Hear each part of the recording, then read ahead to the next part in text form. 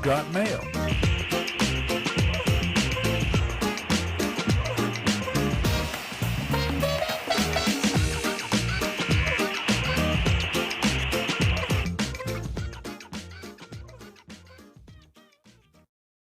Good morning, everybody. You're tuned to Computers 2K now on the Nissan Communications Network.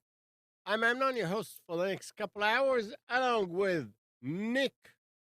Good morning. Good morning. And Katie's here.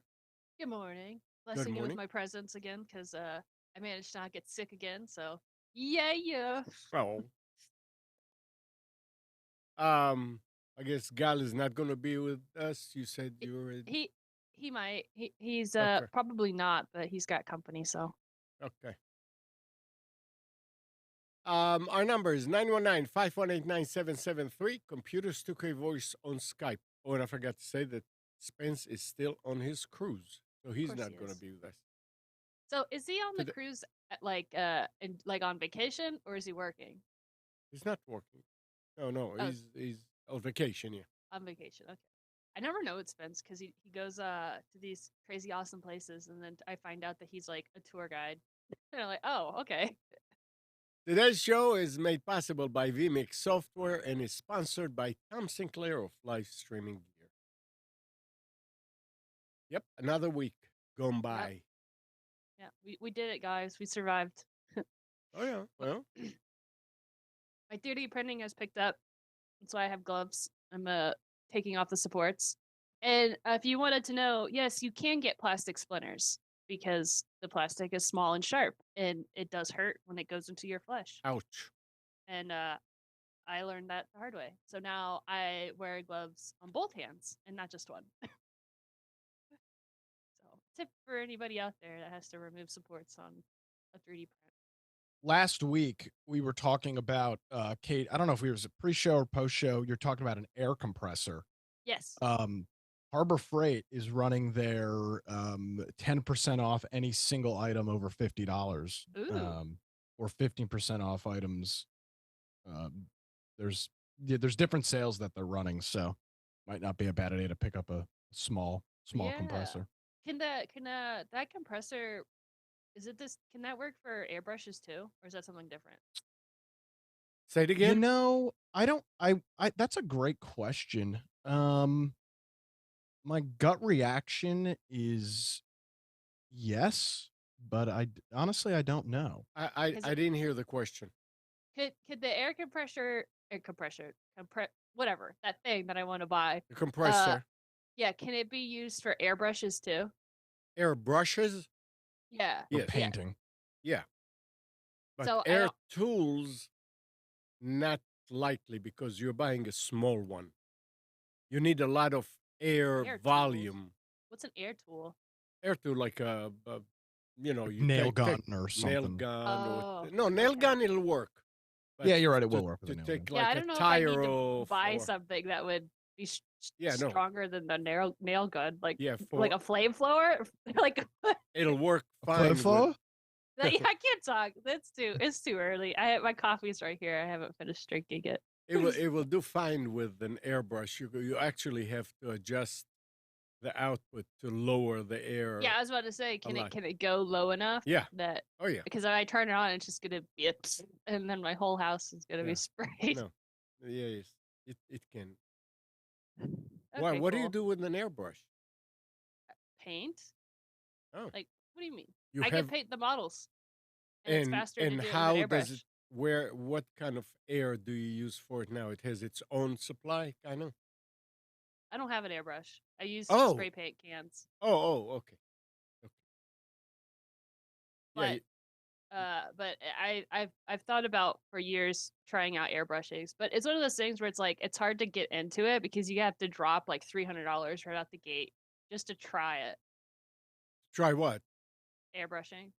So like get the air compressor, and then the paint, the airbrush thing, and then everything. It just is a lot of money to commit to something that I'm not sure I'm gonna like or not. But if I already get the air compressor, right?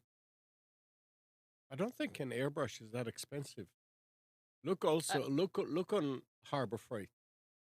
at They the don't same sell time. airbrush. You wouldn't want to buy an airbrush set from Harbor I mean, Freight. Yeah, if and it's probably 20 shipping. if it's 20, 30 bucks just to play with.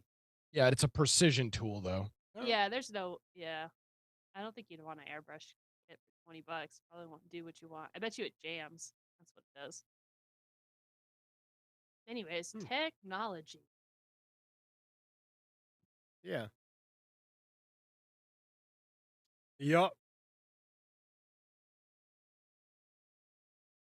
All right. So let's see what else happened this week.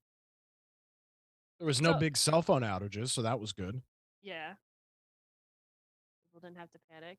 Oh. I'm kind of annoyed with TikTok. Uh-oh. Because I'm a seller on TikTok, so I get a bunch of promotional stuff to like be a better seller and be more successful on TikTok. Like they're like, hey, join this seminar or here's a class or whatever. And which is great, it's fine. The problem is that their classes are live, TikTok lives.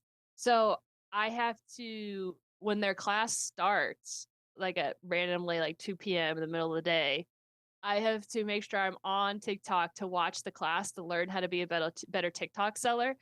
And I cannot for the life of me have my schedule clear enough to join these TikTok things. And so I'm kind of frustrated where like they're trying to promote classes on how to be better efficient with their product.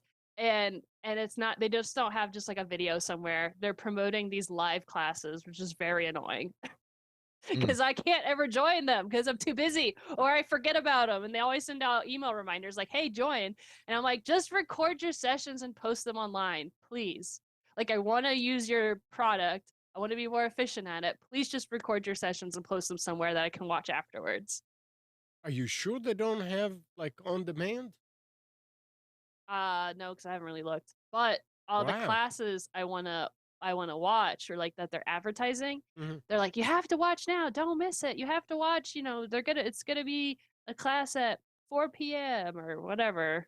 And I think they're based in California, so the times China. Yeah, right, China.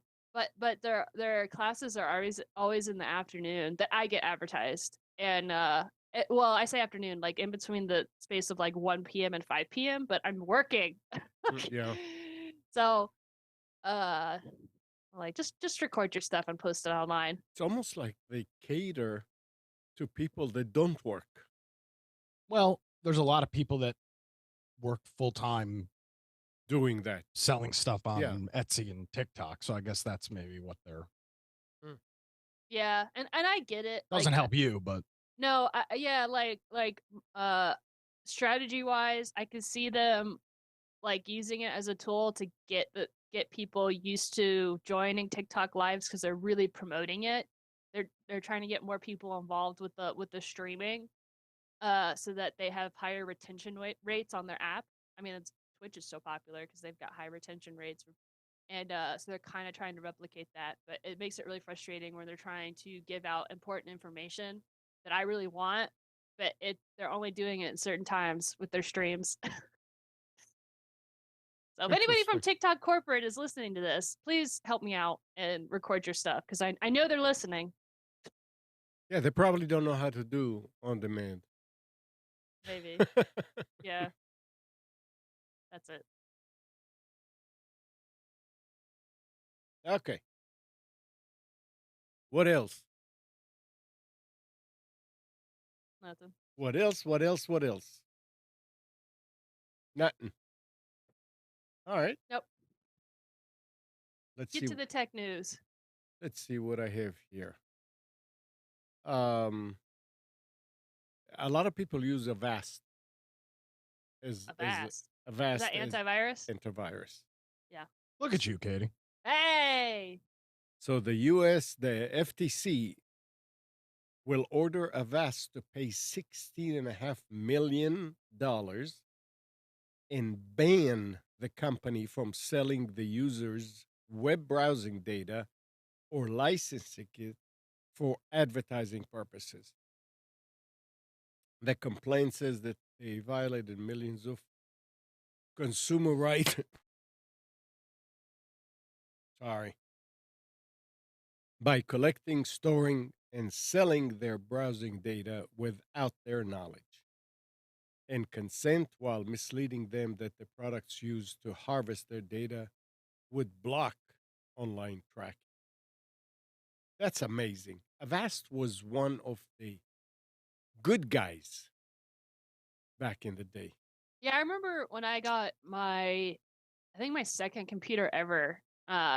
You recommended Avast, and you're like, Yeah. "This is the best," Yep. and it was easy. And compared to something else, maybe it was like McAfee or something that was the alternative. McAfee was like super bloated, or whatever the alternative was really bloated. And you're like, "This is the bee's knees."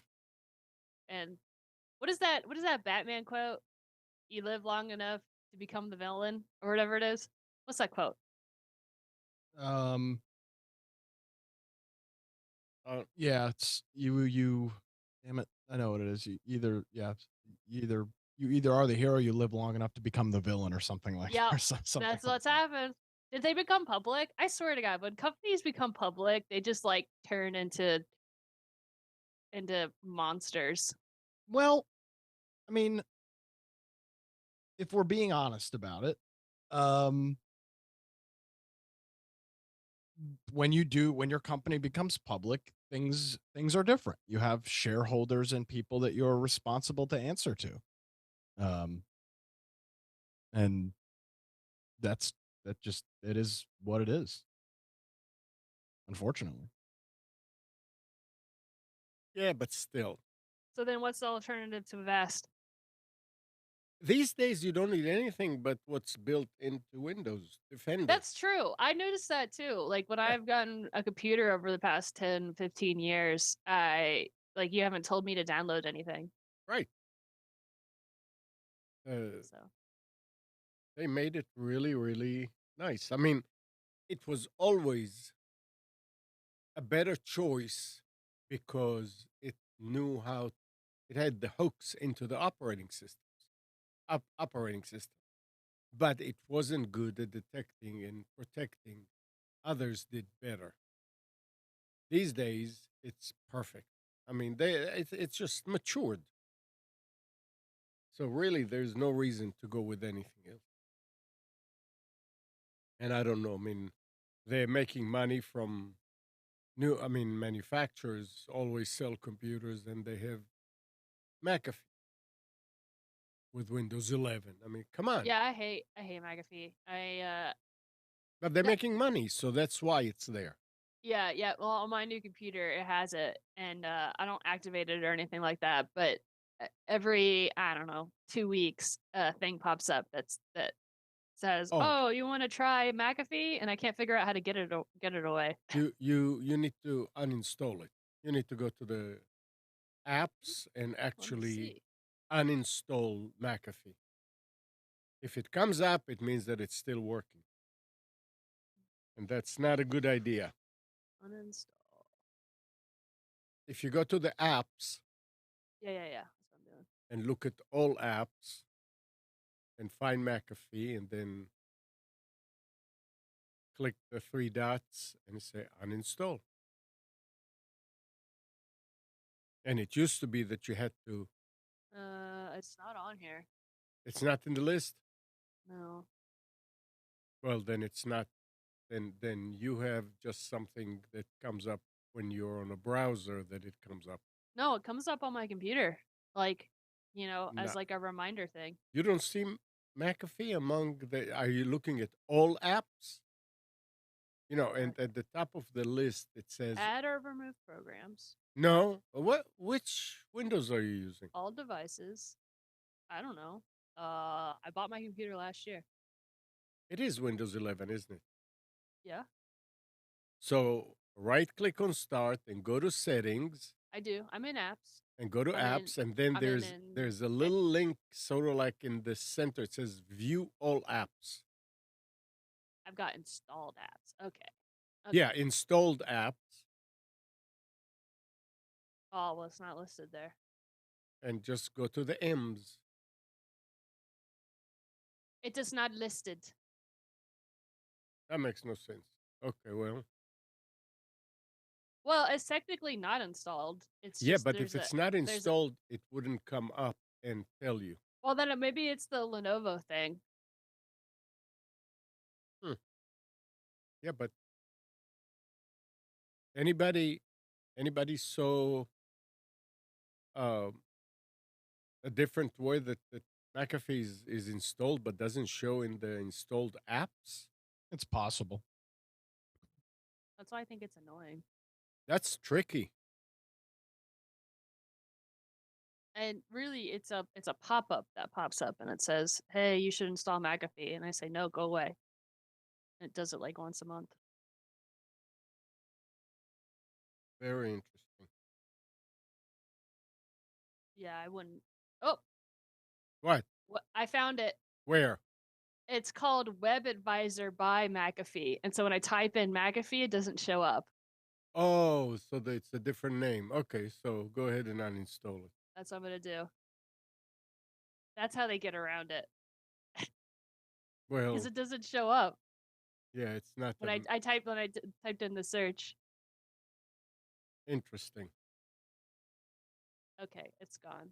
Nice. They try to be sneaky. See, this is why I don't like Yeah. McAfee. Extra sneaky. Mm. All right. Um, I don't know about you. I never done it. I never dropped my phone in water or got it wet. You better knock on wood. Yeah, never say never. Did you? No, I also have. I'm not even gonna say it. Done what you just said. Nick, I have dropped my phone on cement and cracked it, but no. not in liquid. Nick, did you?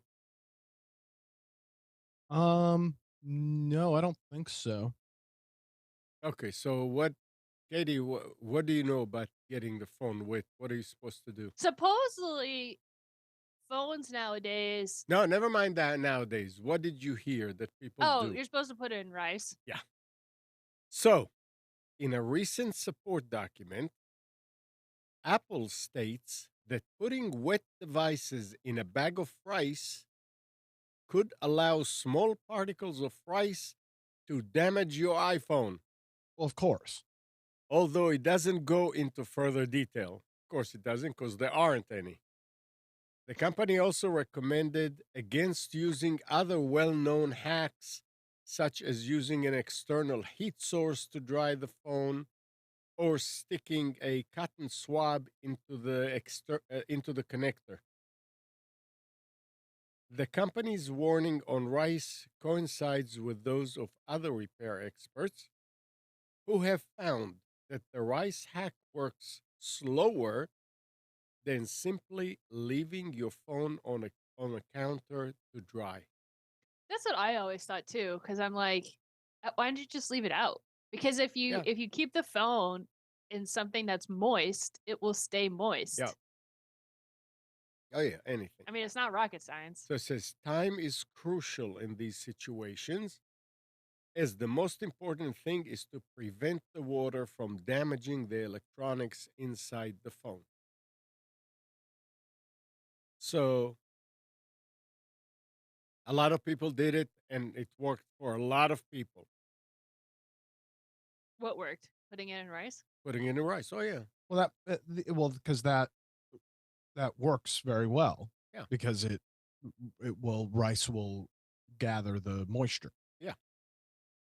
So what is Apple's solution? So you drop your They phone don't in a have one. pool. Oh, You they have just a turn. solution. To buy a new Buy one. a new one. Yeah, I mean, That's I the don't know. solution. Of course, they're not gonna recommend alternatives. Yeah, I don't. I mean, now what they're saying is not wrong. I mean, definitely you do open yourself up to tiny little rice particles, but your phone is already coated in water. Also, So I'm not I'm not really sure it's that that Uh, is relevant. they legally have to say that though. That because if Apple comes out with an official statement that says you probably shouldn't put your rice or your phone in rice, but do it anyways, then somebody could sue them and be like, "Hey, you told me I could do this." So of course they're gonna say, "No, don't do this." I don't know that they could be sued for it. I Sure, mean, they can. Anybody can why? sue. It's the same Yeah, reason but why on cups when you go to fast food places it says liquid inside is hot. Because at one point correct. somebody sued. Yeah. Yeah, but I mean, at the same time, like, what exactly? They don't recommend it. That doesn't mean that they. No, what I'm saying is that of course they're not gonna offer. So it's not surprising that they came out to say not recommending putting the thing in the rice, right? Because if they did promote it or if they did come out with like a positive attitude on it, then if anybody that did it and then they had problems, they could be liable for suing. I mean, true. So it's just easier when it comes to companies and legality. It's just easier to do absolute statements of no, don't do that. It is not for intended purposes. Yeah, but then, I mean, I was always thinking, and I've got a bunch. I always keep them. What do you call those little packets that come in The devices? se- the s- Cella, Yes, Cella something or other. I have a Yeah, ton of those. yeah. So So Silica silica. packets. Yeah. So you put those in a bag. You put a bunch of them in a bag, and you put your phone with it. There are no yep. You could particles also do coming that. out That's of it. true.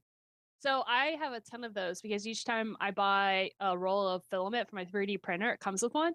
And so they sell drying containers to dry your filament, but I never bought one because I have like drawers that are full of those packets that I got from the filaments, and I just Hmm. throw the filament in there and it dries it. Yep. So I don't have to spend $100 on a drying container. Now you know you can continue using them again and again and again for years. You They said I can't or I can? cannot. Oh yeah, well, it absorbs the water. Yeah. They get to the point where they can't do it anymore. Well, it's okay. I've only been Well, I'm using them just for I mean like 4 months. it's not months. I think it's years. I mean, I've got some, Yeah, I'm not worried about and it. they But then will. also too, it's this that they use the same thing for the drying filament stuff too. Like it's still those beads or whatever. And it's just in a fancy package, and then Mhm. they charge $100. So it's like just get yourself a empty drawer, Yep, throw those in there, and then put your filament in there. absolutely. I'm probably getting like if anybody that is a professional 3D printer, they're probably angrily typing like, "Don't do that!" Blah, blah, blah, blah, blah." Yeah. Alright. Um, you were talking about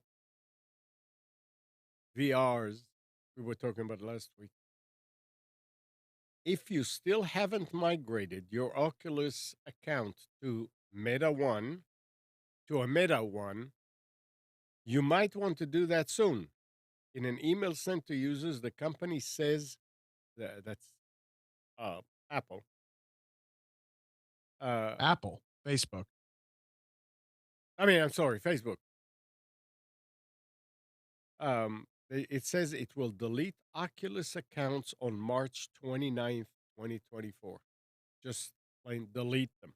Wait, is this the same initiative that they came out a couple years ago of where they switched Facebook accounts over to Oculus accounts? I Yes. don't Because then, okay, then I already did that. know. Preventing you from reactivating or retrieving your apps, in app purchases, store credit, and more. You lose your achievements, friends list, and any content created with your Oculus account if you don't migrate to Meta account before then. So until the end of this month, that's I figure most people have already done it unless well, unless they have completely disconnected from the Oculus. Because I got an email, like I said a few years ago when they first implemented this program, that was like, "Hey, you need to transfer your account. Click this button and we'll do it." And I said, "Okay," and I clicked the button and it did it. So anybody else yep. So just that doesn't check think their about it. emails, If you didn't do it, do it.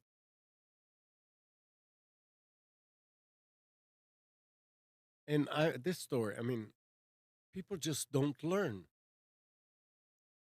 A British Columbia lawyer has been ordered to pay costs for opposing counsel for the time they took to discover that two cases she cited as precedent were created by ChatGPT. That is so crazy to me. Isn't it? Even if the lawyer didn't actually do it, like didn't do the research, if they got their assistant to do it or whatever, because I know Doesn't they've got a matter. bunch of people, it means that they do not supervise and fact check Right. anything that their employees do. But I mean, it already happened a few times last year. You're doing Yep. the same thing again? Yep. Come on. Well, here, on the plus side though, the defending attorney now it's really easy for them to win their cases because as soon as their opponent pulls out ChatGPT, then the judge is just going to be like, "You guys suck," and then reward it to the other That's person. very possible. I hope not. I hope they're going to look into it before they just I mean, pass judgment. obstruction of justice. At what point do these people get charged for making up evidence? Because that's what they're doing, right? Or making Well, up. it's not I don't think they're making up Oh, uh it's so like they're relying on the wrong witness to come up on the stand and say something that never happened. yeah, but Come on.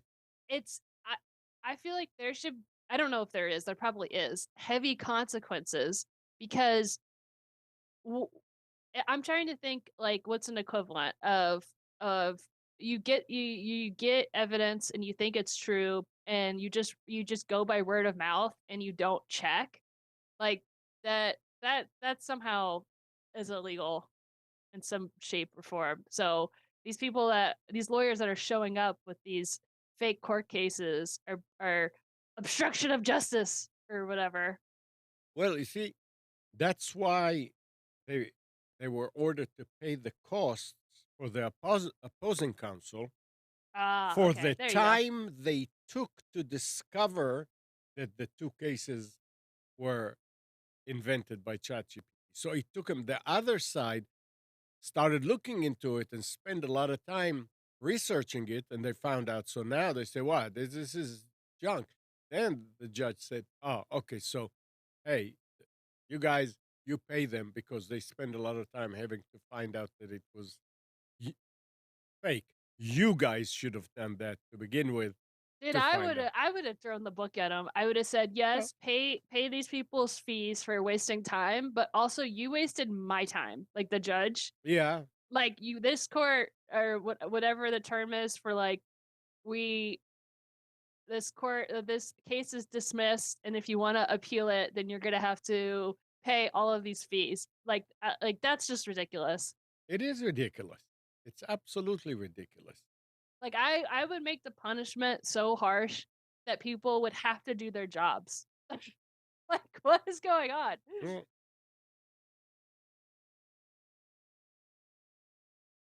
Mm, so last, when was it? Thursday was the first. no, No. Friday was the first, I think. So on Yeah, Friday was Thursday, the first. yeah, on Thursday, which was February, was a Leap year. leap year.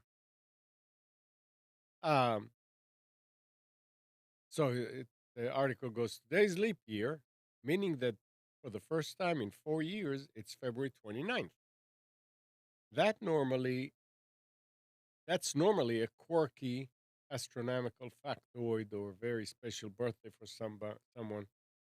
But that unique calendar date broke gas stations' payment systems across New Zealand for much of the day, as reported for numerous international outlets. It's Y2K 2.0. Yeah, I mean, with Y2K, nothing serious happened that I remember now. It's been a long time. Yeah, yeah. This is Y2K ridiculous. 2.0. I did notice this morning that my watch said it's March 4th. And I was thinking, wait a second, it's not March 4th.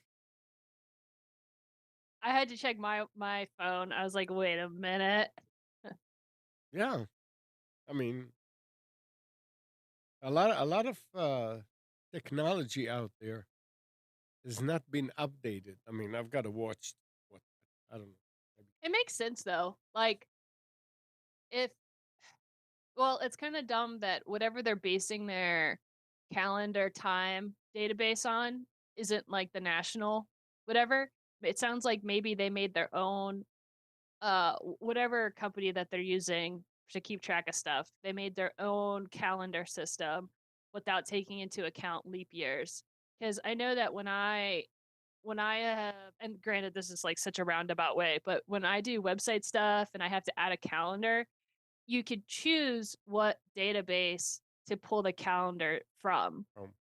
Um, And so if they pulled from a bad one or they made their own and they didn't take that into account, maybe they didn't want to pay the licensing fees for keeping track of accurate dates or whatever because they yeah, probably were like, "This possible. is dumb.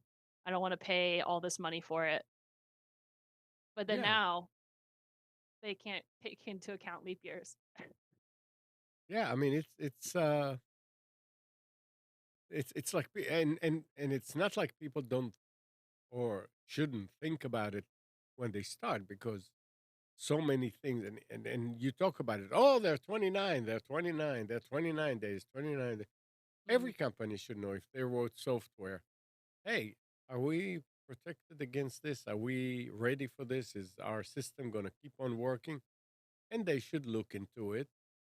And in many Well, cases, it's not that hard to fix it. no, no, it's not. And like I said, it could be just as easy Yeah, as pulling from the right database. yeah, But but if somebody's cheaping out or if right. somebody's cousin decided that they're a computer science person and they want to take a crack at making software, I mean, you know, Yeah, But here's the real question. yeah. You said gas stations. Well, gas that's stations in New Zealand. yeah. So the I'm sure last they're time this happened was 2020 because it's every 4 years. yeah. So these guys all switched to some new payment system in the last four. I mean, Yeah, who right? You're 'Cause knows? right. typically, typically you're not switching.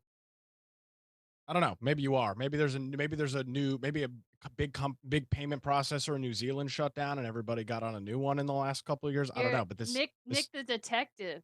this I just it's not like it happens once every 1,000 years. I mean, it Right, happens every 4 years. right. So yeah. unless you just switch to a new payment system in the Well, then last that should four be easy years, to diagnose then. yeah, Just I I check would would what say happened in think, 2020. but Nick, I would think switching to a new system actually protects you. It's the older system that may not have no, that. because the older system deals with that every 4 years. That's what I'm saying. Unless Yeah. you were a payment processor that started sometime between 2020 and 2024, you've already dealt with a leap year. Oh, Yeah. So okay. I what see did they what you mean. change? Yeah, if you've been using the same payment system for 20 years, And it they've worked. dealt with Yeah. at least What four if leap years. what if okay, this conspiracy theory. What if it was a person that on every February, every 4 years, they got paid out a buttload of money because they had the system just route towards their bank account or whatever, and then that person got switched jobs and he never changed the system. So then when those 4 years came up again, the system freaked out because he didn't have his Job back. security. Yeah, yeah, his backlog thing. Yeah. It took them more than 10 hours to fix it. Yeah, by then well, yeah, they just had to wait till March 1st, right?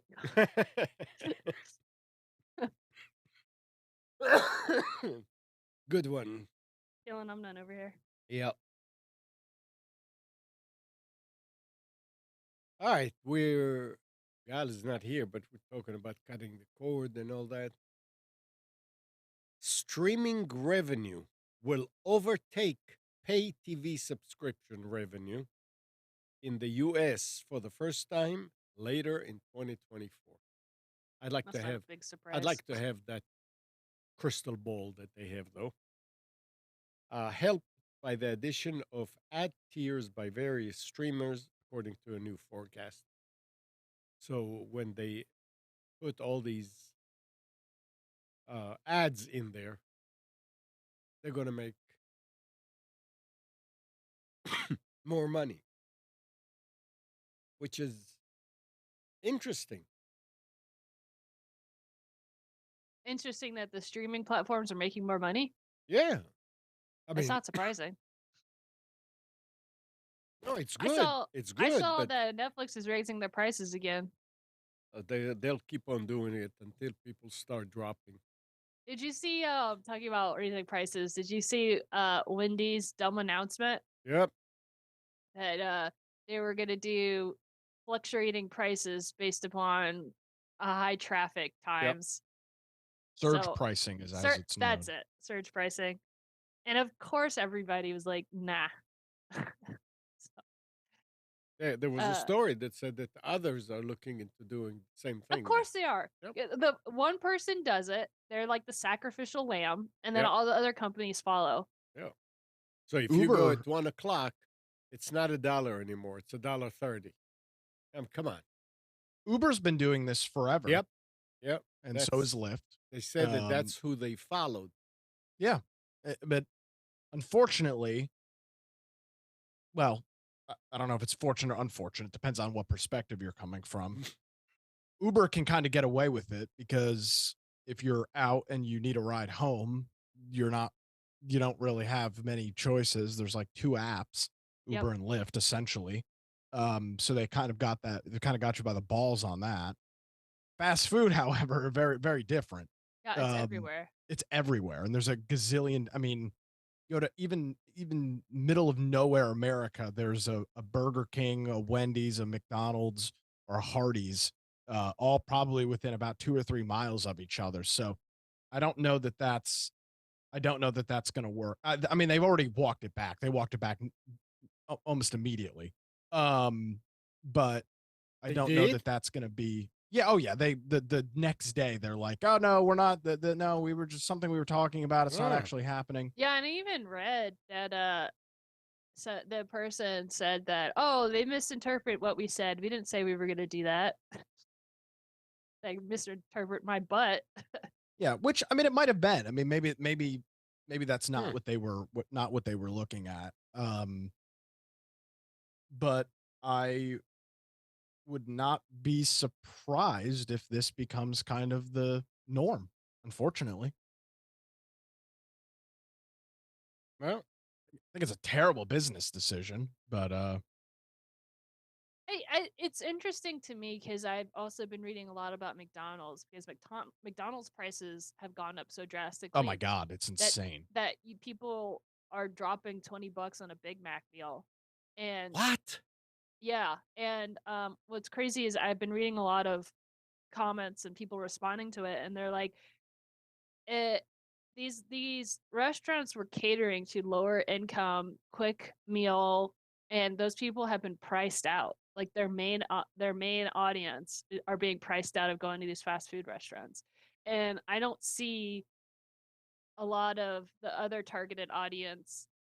Uh, they have alternatives. So it's like I don't know. Fast food places are getting crazy. I go like even now. I could when I go to McDonald's, they've got a chicken fillet sandwich, and it's $9 for the meal. I go to Chick-fil-A, and I can get a better chicken sandwich with more meat and more food, and it's $9.50. So if I want a chicken sandwich, I'm not going to McDonald's because for 50 cents more, I can go to Chick-fil-A and get something bigger and better.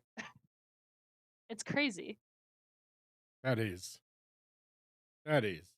Yeah, I mean, look here, and this is the McDonald's app. A bacon, egg, and cheese biscuit meal is almost $7.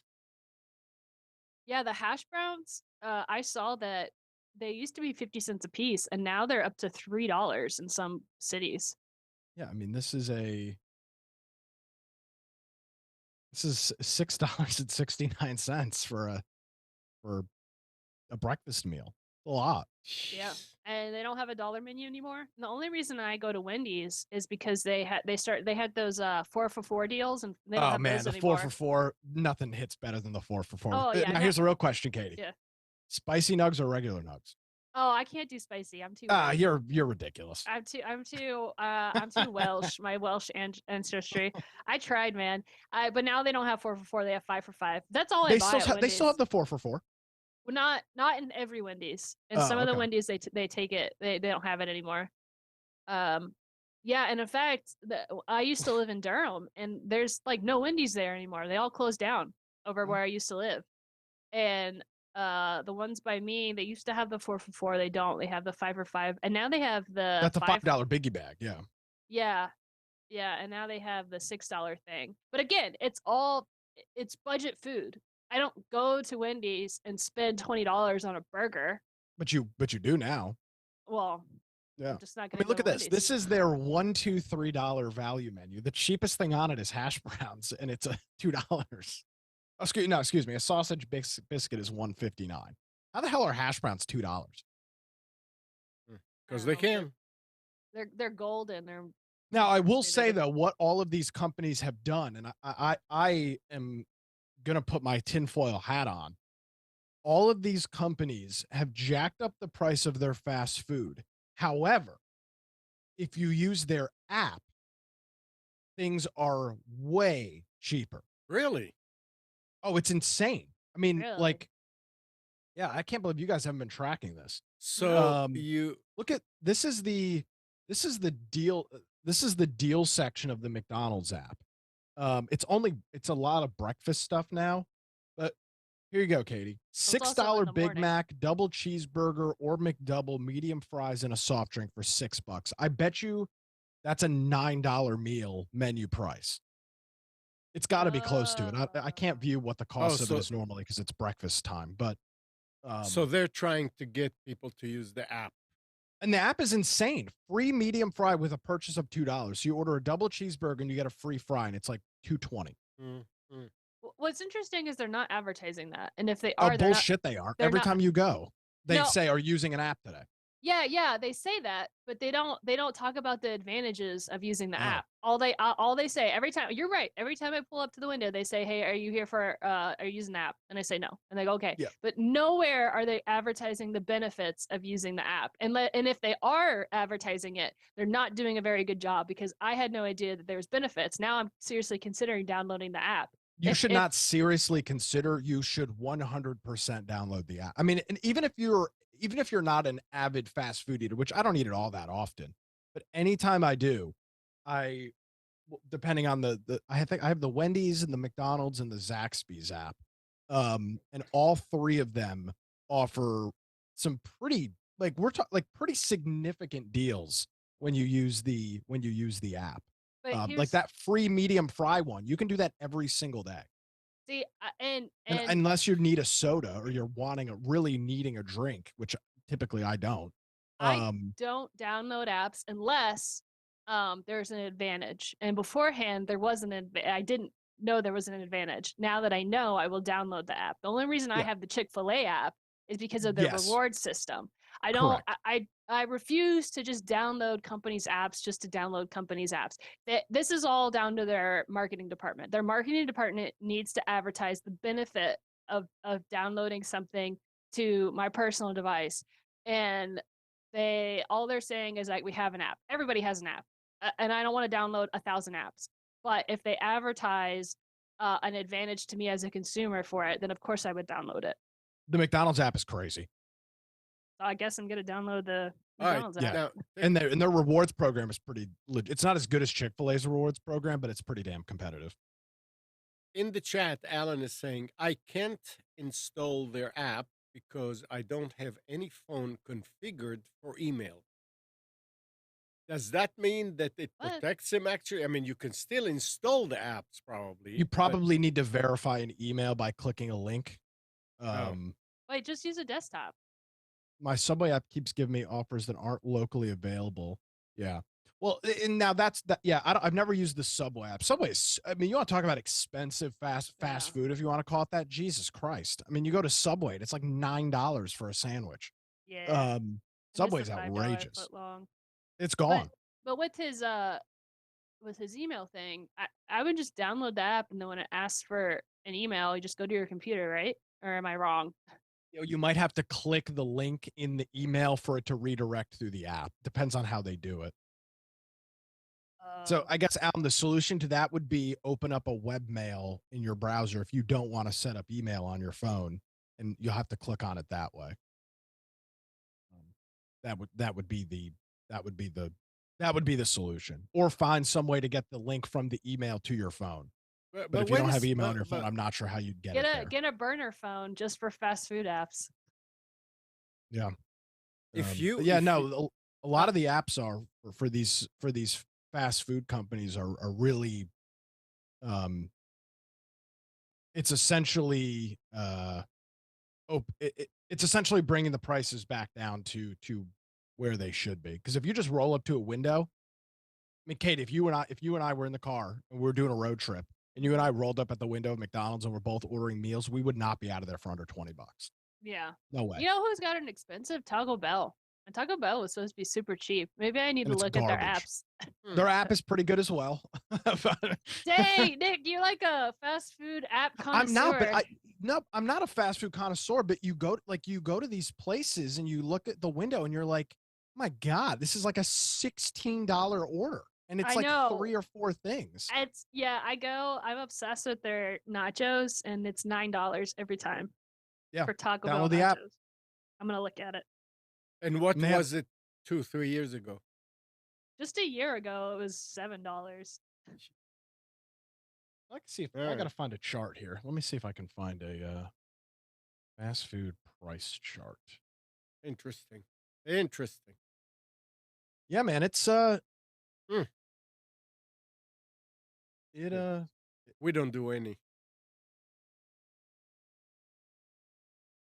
I don't know when's well, the last time. you're also not on the road as I Right. mean, Yeah, I know. really the times that I'm ordering fast food, which again is not very often, is road trip. So, drive up to Raleigh, or you've got 3 things going on in the afternoon and you have 45 minutes between events and you have to stop and eat something. Yeah. And that's typically I go out for lunch every day because I have to go to the post office every day, and so no, I just get I do food. not.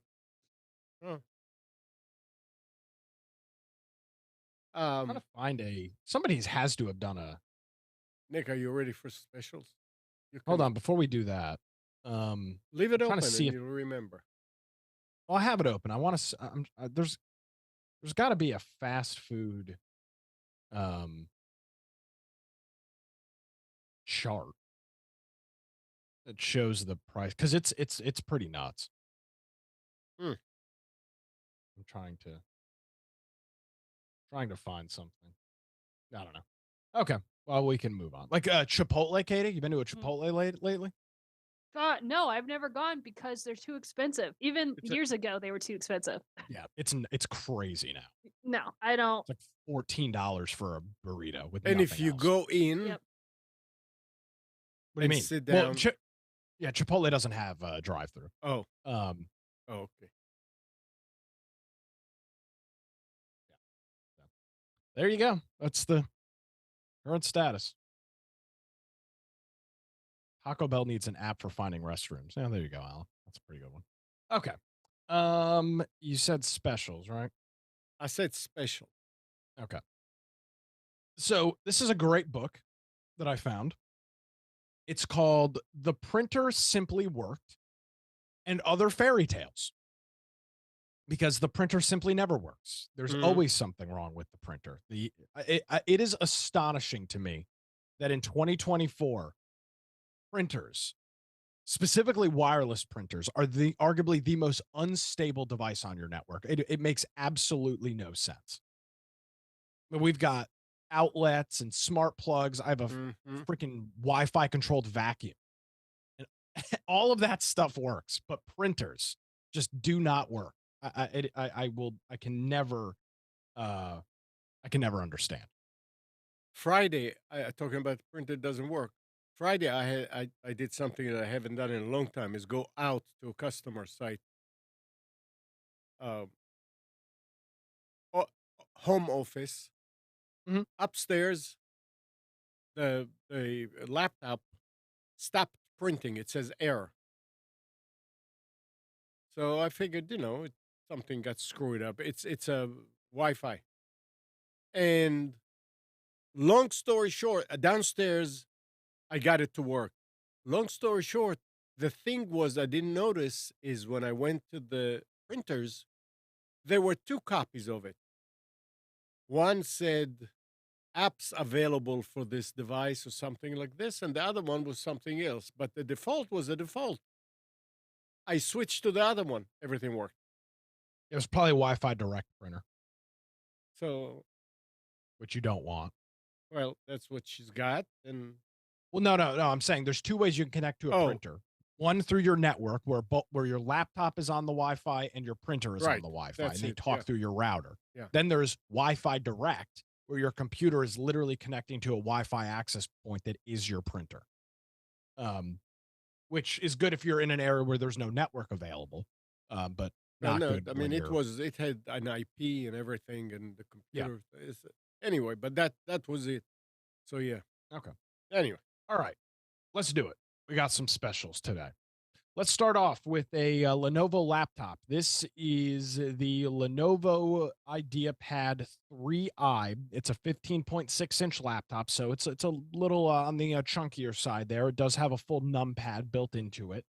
Running a Core i5 1155 G7 with 8 gigabytes of RAM and a 512 gigabyte SSD. One thing to note about these computers, specifically this Lenovo i 3i 5i brand, they do not charge with USB-C. So you will have to have a traditional barrel jack charger for it. For some people, that's a deal breaker. It's not really for me. Is it inconvenient every once in a while? Yeah, but it's not a deal breaker. Keep that in mind. This is normally 630 bucks. It's on sale for 349.99. So you save $280. However, this deal's only good for the next 14 hours. So this is a limited time deal. If you're going to pick that up, you'll have to do it before the day's out today. That's over at Best Buy. Over at Walmart, how about this, Amnon? A 50-inch Roku smart TV for 198 bucks. unbelievable. Yeah. Now it's an on brand, ONN. That's Oh, Walmart's and then is good. yeah, it's Walmart's home brand. Yeah. It's it's a little bit cheaper than a Vizio. It would be one notch below like a Vizio or something like that. But for $198, it is pretty hard to balk at this. The resolution of the TV, it's 4K, so it's 3840 by 2160. It's only 60 hertz, so it's not fast refresh rate, but that's not really an issue. It does have the Roku television stuff built right into it, which is pretty cool. And it is VESA mount compatible. It's got 3 HDMI ports, one composite port, one USB, and then optical or coax audio, and then a headphone jack. So plenty of connectivity on it. And one of those HDMI ports obviously does not need to be taken up with a smart television device like a Roku because it's built right into the television. This is available over at Walmart. You're saving about 40 bucks on that. Next up, for folks that want to video game but are unable to have a full desktop setup or something of that nature, um, Steam introduced back a couple of years ago an OS for their product called the Steam Deck. And it is a software that it's essentially an operating system that other companies can license and use. So Asus, which is a very popular motherboard and video card manufacturer, sells this device called the Asus ROG, which is Republic of Gamers Ally 7. This is essentially a gaming computer built into the form factor of a Nintendo Switch or something of a similar device. It's 120 hertz refresh rate, so it's fast refresh rate gaming, 1080p, and it's got an AMD Ryzen Z1 processor with 512 gigabytes of internal storage. Plus, there's an SD card slot where you can do some installation.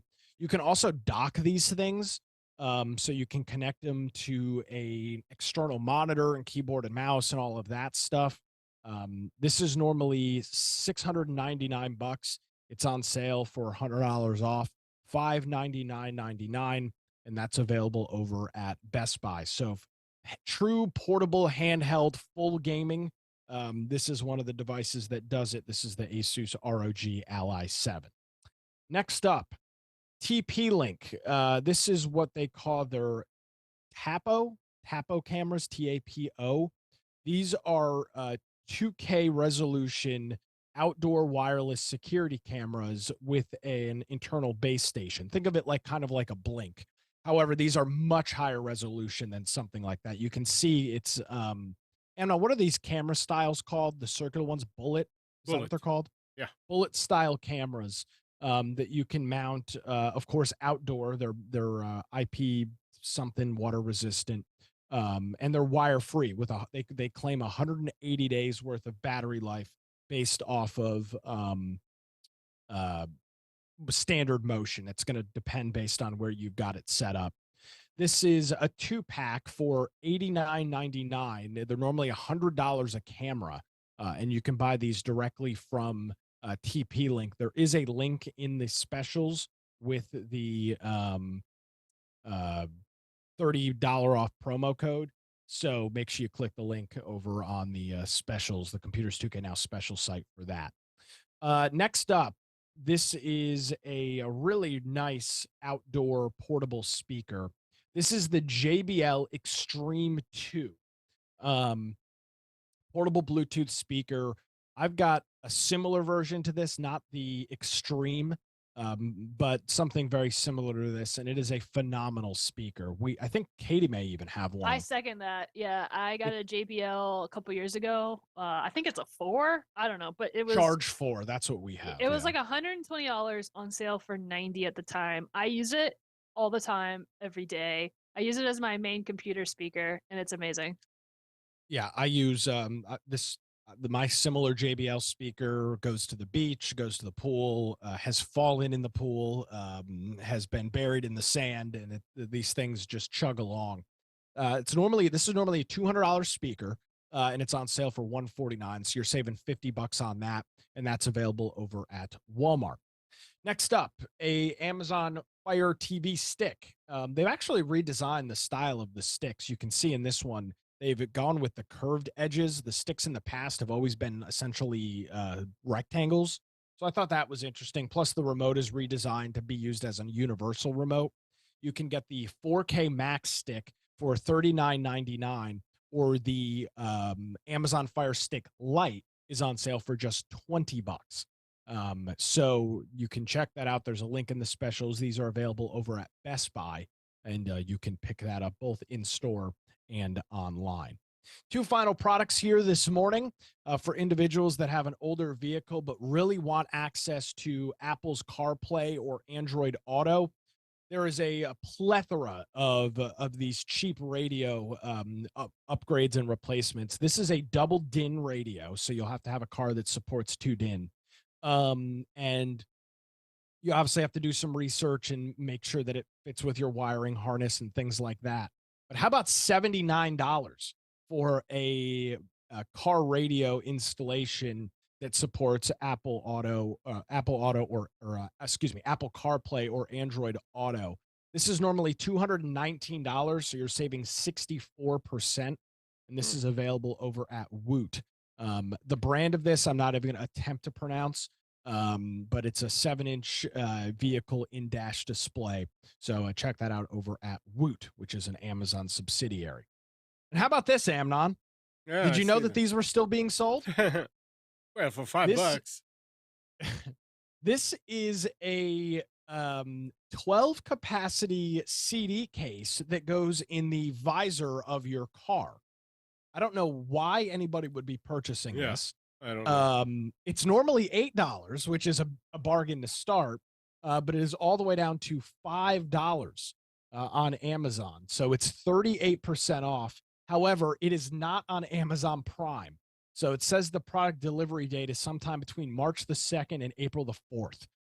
So I don't know where these are coming from. However, there have been 500 plus of these purchased in the last month, and there's over 4,700 reviews on this thing on Amazon. So I don't know who is still in the market of purchasing CDs or playing them in their vehicle, but I guess people are, because there are plenty of recent reviews for this product. I wonder if So it's been picking up steam recently. Have you heard about the 28 Days Later DVD fiasco? I have no idea what you're talking about. So the movie 28 Days Later, I don't know when it came out, 2008, 2009. It's not on any streaming platform. It didn't get picked up by anybody. It's a really popular movie, but it's not on Netflix, not on Hulu. You cannot find it anywhere except for physical DVD copies. And so on eBay, you could buy one for like over $100. They're Jeez. now have become a collector's item, and a lot of people have been buying up and going to like thrift stores and stuff, all of their favorite movies and possibly CDs now, because if the streaming services don't have it, uh, then you just won't have access to these movies unless you have a physical copy. And it was I'm Oh, sure you can torrent it though, right? oh yeah, totally, totally. But not everybody torrents and not everybody is a Yeah. pirate out in sea. But that was what was crazy is that people were making videos about how they were finding 28 day later Blu-ray DVDs on eBay for like $300, and they're like, "What?" And they looked into it, and it's because you cannot find it anywhere Huh. online to stream. Well, there you go. yeah, but So you know maybe what? I have a problem with this. I think the name should be changed for that CD case. why? CD and DVD warper. Well, in your car, yeah. Yeah. Well, that's what it's Um, for. It's for the yeah, you're right. visor, Yeah, you know. right. It is for your car. Oh. So that's available for $5 over at Amazon if you are so inclined. Have at it. It'll come in about a month or so. So that's specials for this Sunday. First specials of March. Thank you very much, Nick. Mhm. Also, if you have the 28 day later DVD in your house, sell it on eBay and make some money, and then you can buy that CD visor. What is it called? 28 Days Later? Yeah, it's a zombie movie. If you've not seen it, No. it's so good. It started this whole zombie franchise. It was 28 days later, 28 weeks later. It's really good. I'm sure you've had to have seen the cover. You play survival games. Katie, I'm not trying to like neg you or anything, but I mean, it's like $15. What, the DVD? Yeah. Oh, I guess maybe other everybody else picked up on it. Maybe the Oh, news this is is an old movie. This is from 2003. yeah, yeah. It's good Yeah, though. now I see the Blu-rays. The Blu-rays are pretty expensive. 50 Yeah, bucks for the Blu-ray. yeah, yeah, Um, hmm. yeah. Okay. No. So it's pretty cool. It's a good movie. You should watch it. Okay. It like kicked off the whole zombie phenomenon. Interesting. I was pretty young in 2003, so I think that's why I missed it. Yeah, but I can't believe. I mean, you play Resident Evil, right? Of course. Resident Okay. Evil 7 on the PlayStation 2 is the best game ever made. Yeah, that's why it surprises me that you've never heard of it before, because it's like all in that same genre. I don't know, I man. don't know. I never heard of it. I mean, that doesn't surprise me. Uh, You're not a big no. I zombie mean, I person. do have my version of I mean, I do have my PS2 Resident Evil 4. That's a There you great go. game. See, you gotta hold on to that. Maybe it's gonna be worth a couple $100. Nah, these games won't be worth anything. They made about a gazillion copies of Resident Evil 4. You can probably find them on the side of the road somewhere. Who knows? I mean, they made a gazillion copies of 28 Days Later, and now you can buy the Blu-ray online for $50. Let's see. Resident Evil 4 PS2. See how much this is selling for. I bet you it's selling for $30. Wow. Oh, you're right. It's 20, 39. Yeah, Oh, and these are the crappy ones. These are the Game of the Year edition ones with the crappy red label that nobody likes. I got yep. I got the OG version. That's with what the I'm black. telling you. You can make $50. No, I enjoy having Resident Evil 2 here. That's true. You gotta hold on to it because it could go the 28 days later and then Yeah, disappear. I haven't turned on my PlayStation 2 in well over a year, but maybe I'll do that this afternoon. Jam play around it. and play some Resident Evil. You've inspired me, Katie. Yeah, so that's what I'm here for. Well, I'll be damned. What? I just went to check the Facebook link video. It says unavailable. This video can't be embedded because it may contain content owned by someone else. Video I own the on rights to Facebook. all of this. Sheesh. We didn't play any videos Nah, I know. It's ridiculous. or audio. Yeah. Is it the opening? No, I they, doubt they it. just a notice. You know, it's what the hell? Anyway, Somebody get Zuck on the line. I know he's in India right now, but Um, let's see. You're talking about Amazon Stick, Nick. So it says that Amazon has issued an update to Fire TV streaming devices and televisions that has broken apps that let users bypass the Fire OS home screen. I don't know what that exactly means because I don't Probably use a it. custom launcher would be my guess, instead of using the standard, because the Fire TV is just an Android device. So maybe it was yeah, maybe it was bypassing the default home screen. And why that's relevant and why Amazon would care so much about that is because their home screen is littered with advertising. So if you're able to do something to bypass the default launcher, the default home screen, you're not going to be served with any of their ads, which of Mm, course they would very much not appreciate. okay. It says the tech giant claims that its latest Fire OS update is about security, but has refused to detail any potential security concerns.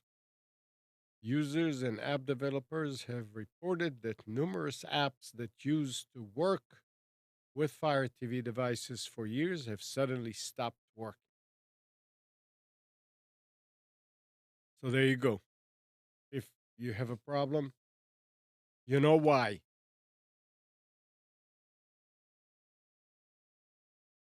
I wish Sarid would tell us. I heard Fire TVs are hot garbage. I No. uh I went to Best Buy recently to help mom pick out a new TV, Yeah. and every associate we asked about the TV stuff, the Best Buy associates are like, "Don't buy the Fire TVs. Don't buy that. It's bad." Really? Yeah, they said that it's just they break all the time, and they get a lot of people that have issues with them. So we bought a Roku TV because it was on sale. It was three Interesting. hundred. It was $300 for 55-inch.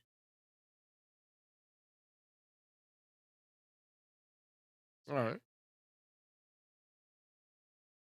Okay.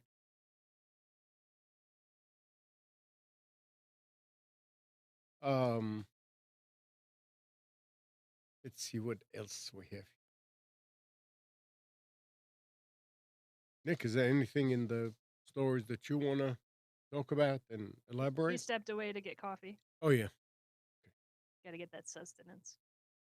So, Apple is canceling a decade long effort to build an electric car. But I didn't even know they were. Yeah, they were Interesting. abandoning one of the most ambitious projects in the history of the company. Yeah, I'm they not got people surprised. from Tesla and they got people from, I don't, can't remember, from different places. They poached people.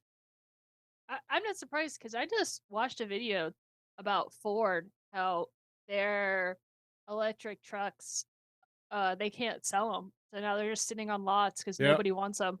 yeah. And so I think everybody's over the electric car. It's just ridiculous what is going on with electric cars. But Yeah. I mean, that's not what we're here for. I mean, for me, I could see the advantage to having an electric car in a big city. It makes sense. There's resources, there's probably charging stations everywhere.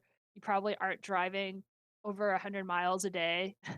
So I could see the efficiency of having an electric vehicle, but anybody else that lives anywhere else in America, I just don't see how it's practical for a Well, purely electric car. But maybe that's what these it is other what it is. companies are recognizing.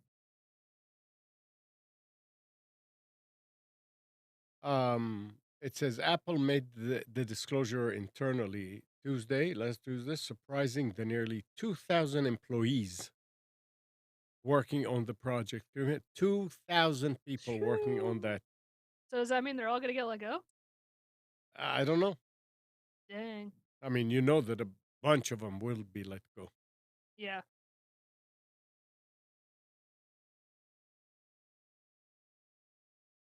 Yep. Oh, that I don't know if it would come as a surprise though to them, especially if other companies are having a hard time selling their electric cars.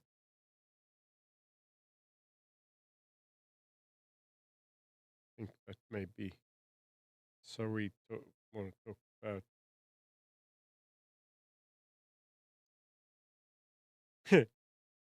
So we're just saying, I never believe a salesperson in Best Buy, and then I'm not a said fan that of the Fire Amazon Sticks either. and Sarita is saying Amazon Fire Stick should be the go-to, regardless of TV operating systems. I know he's been using it for years and years, and he is very, very happy with it. It specifically said the Amazon TV, not the Fire Stick. Oh, that's Oh, Um, the you mean Amazon's branded television? Amazon's branded television, just to clarify, oh, not the Fire Stick. The okay. TV is hot garbage, and Yeah, and It all it's depends. probably according really low on resources, so it's according to probably very the slow and laggy. and uh and it was a brand, Insignia. Is it the Oh, brand? Insignia. That's Best Buy's brand. Those are the cheapest TVs you could buy. Insignia is like it's the ONN equivalent. It's Walmart's ONN. It's the equivalent of Walmart's on brand Insignia. It's Best Buy's house brand. Yeah. And they're very low spec TVs. So yeah, those that have built in um are not the fastest. I've used Fire TVs. I always go back to a Roku. Yep. Yeah. I just Yeah, that's what I've been using. I much prefer now if you're a little bit more of a if you like to tinker, Roku's not a good device because there is no it's not running Android. It's completely proprietary. Um so there is very little that you can do to sideload apps and install things versus the Amazon, which you can root and then install sideload APKs and things like that onto it. Um, yeah, I've got all Roku's.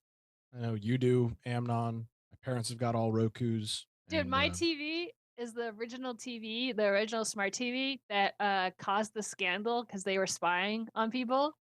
nice. The LG smart TV, and the reason I bought it is because the smart TVs at the time were like close to $1,000 for like a 55-inch, and because of the LG scandal, I got it for like $400. So I've had it for I get it 2013, so for over 10 years. Nothing works on it anymore, but I have a Roku plugged into it, so I don't care. It still works. Oh, But I was like, hey, they could spy on me because at the time the TVs were uber expensive for a smart TV. I've got a Vizio flat screen from 2009 in the garage. It's my dart dart playing television. Um You throw darts at it? no, I have a dartboard in the garage, so Oh, when my well, buddies are over, we're playing darts, we can put stuff on the TV, and well, it's that's got a not as Roku on it. fun as I thought it was gonna be.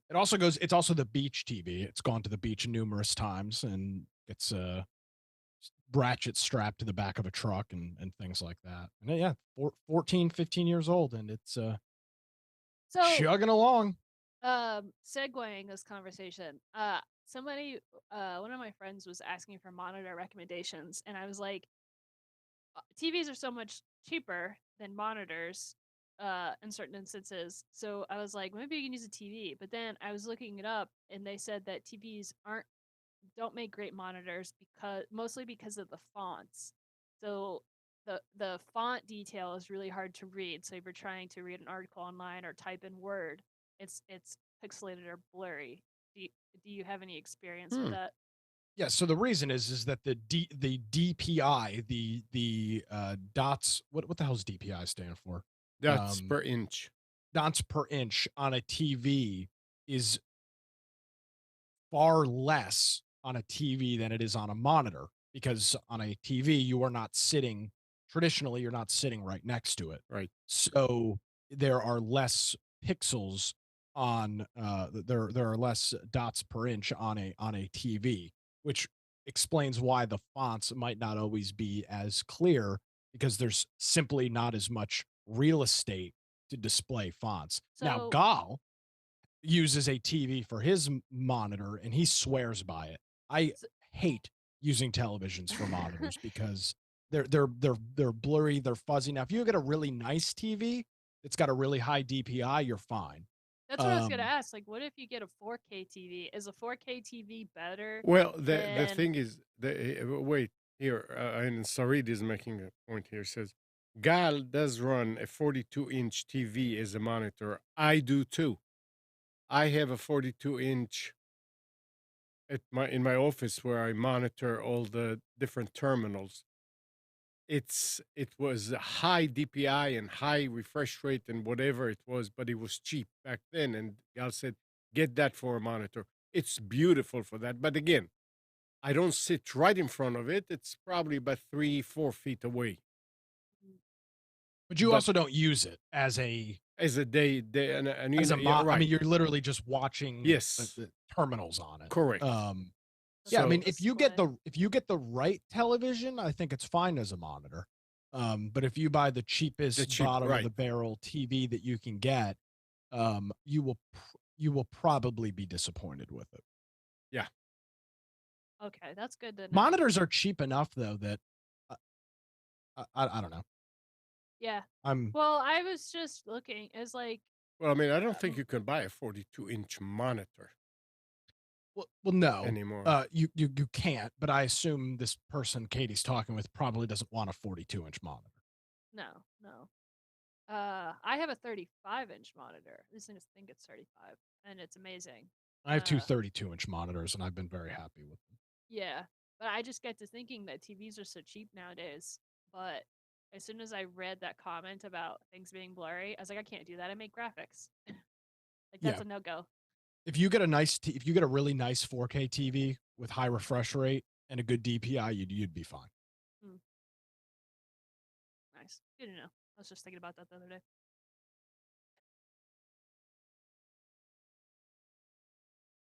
I'm trying here to see if it has. I'm looking at the Facebook Wow. link. I'm wondering if it's because it's running on Nissan Communications, and I don't know. No, I think it's the music. No, what the music is Katie got from YouTube free stuff. Well, we can talk That's what after the it show. used to be. Well, yeah, but we're not. Okay, I Let's guess talk we after can the let's continue. talk Yeah, after the show. yeah, yeah, we can continue. I don't have to. You're right. Anyway, all right. Um, uh, so Oh, you had an outage on your AT&T last week. I mean, 2 weeks ago. correct. You're gonna get money back, you know. Yeah, $5 whole dollars. That's not even half a Big Mac. I mean, no, it's sure as hell isn't even a damn breakfast sandwich meal from McDonald's. Yeah, Oh my god. Can't even get a hash browns, coffee, and a chicken biscuit for that amount. it'll take 2 billing cycles to get it. Yep. And the article adds that in a much smaller font, AT&T notes that the credit does not apply to AT&T Business, AT&T Prepaid, or Cricket. Yeah. So here's the interesting thing. How this is per account. This is not per line. So if you have a family plan with 4 people on it, which is what I do, Mm-hmm. you are getting $1.25 per line. Jeez. I believe. I don't think it's per phone line. I believe it's per account. I could be wrong. I didn't really dig that much into it because it was such a minuscule response. But I did see that the FTC, excuse me, the FCC, the Federal Communications Committee, um, is opening an investigation into the outage, as they should, because it really does need to be discussed and it does need to be talked about. What caused this outage? We still have no idea. I mean, we hear software update or some BS like that. What actually caused this outage, and why did it take so long for it to be um, repaired? I mean, I did not cell phone service for me was out for the better part of 11 and a half hours. Um, Yeah, but that needs to, I agree with you. It should not be discussed because somebody will pick something from it to do bad later. and now, So but yeah, it does need to be discussed. yeah, This is the FCC licenses these companies with right. spectrum Yeah, for them to provide service. For it, I'm not. It's not a public utility. I'm not saying that it is. Um, but this is a government licensed entity, and they need to be able to explain again, obviously within reason, what happened. yeah, but I don't think they need to explain it to us because we won't understand this. No Your average, bullshit. They do need to yeah, explain it to me. I'm a paying yeah, customer. mm,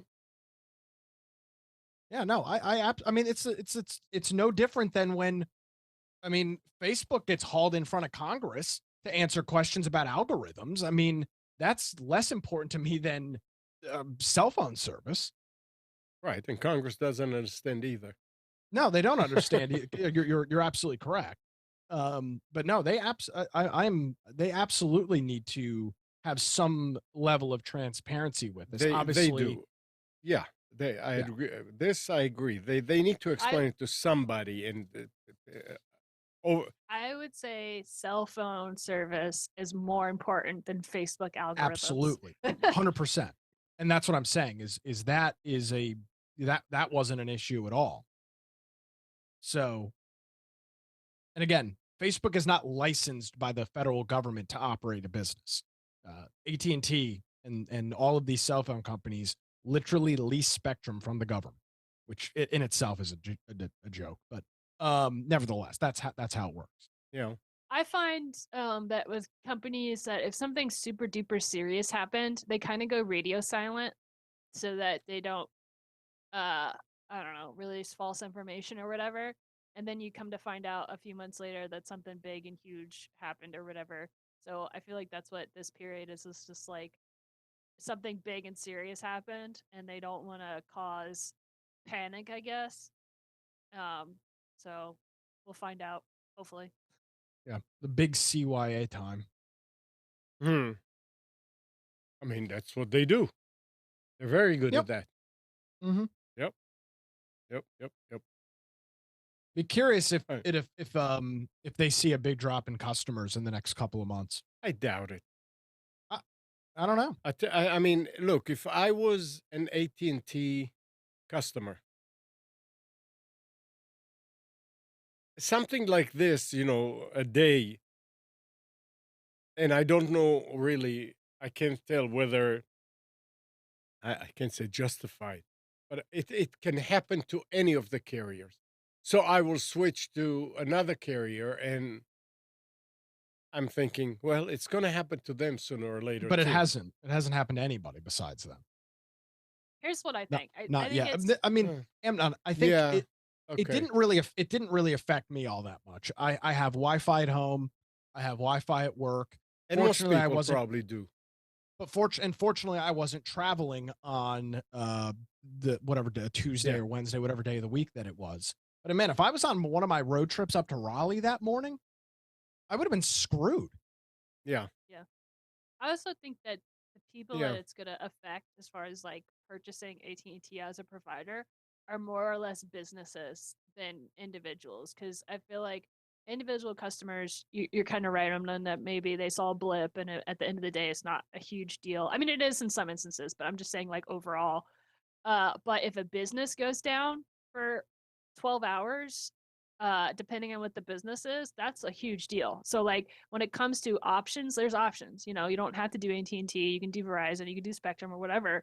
Um, just having other options that might swing the person, so they could lose uh, the business to business market in some My aspects. only counterpoint to that is it's a lot easier for the end user to switch cell phone providers than you as a business, depending on how many Yeah. phones How you many have, lines? Yeah. switching 50 to 100 people's phones from one Good service point. provider to another. Yeah. That's a royal pain.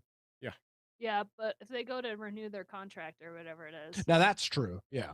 Was it just cell phone or was it internet too? Just cell phone, and it wasn't everybody, but it was coast to coast. Yeah. It was obviously a certain. They must have their cell phone customers broken up into, I call them groups for lack of a better term. Subnets. Um, yeah, something. I have no idea. Yeah. Will it Um, will it but affect because your it wasn't bottom everybody. line? Probably not. Will it have a little bit of an impact? Potentially. Yeah, I think it will affect in some instances, but it's not. I don't think it's anything major unless we come to find out that like if it comes out that the security breach was something crazy, like negligence on their part as a company, then I can see people Yeah. jumping ship because of they don't want to have that huge security risk within a company that they're providing services for or whatever. We'll see. Well, it'll come out. good time to renegotiate your AT&T contract. All Yeah. right. I'm gonna $5. leave. I don't trust you guys. I'm sure you can get some good deals right now. All right. I was gonna Americans. bring. Oh, Oh, go ahead. I'm sorry. No, no, I was you gonna go ahead. provide a little bit of an update. Last week, I talked about my vacuum. Yeah. Oh, Oh Um, yeah. yeah. yeah, right. Yeah, Did you yeah. name it? The robot. No, I did not name it. Oh, then It's I set the schedule. It runs a couple days a week in the morning, obviously when I'm not here, and it's great. Seems to be. I haven't been watching it because I'm not here, but about 6:30 on a couple days of the week, I get a little bing on my phone that says robot has finished his cleaning. It took this long, and it's back at home charging. Katie, I did that spot cleaning thing that we talked about last week. yeah. You made a mess I and you cleaned it up. after yeah, I was cooking, and instead of cleaning off the countertop, I just kind of pushed a bunch of the stuff onto the floor. Uh huh. And I did the spot cleaning of the kitchen. It took like 6 minutes. I have a small kitchen, and it cleaned it up pretty nice. So Dang. yeah, still rocking and rolling. Wise vacuum, um, hanging in there. Nice.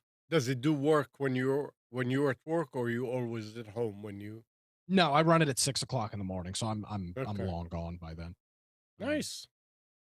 so but yeah, I get the little ping. And you didn't see it stuck anywhere.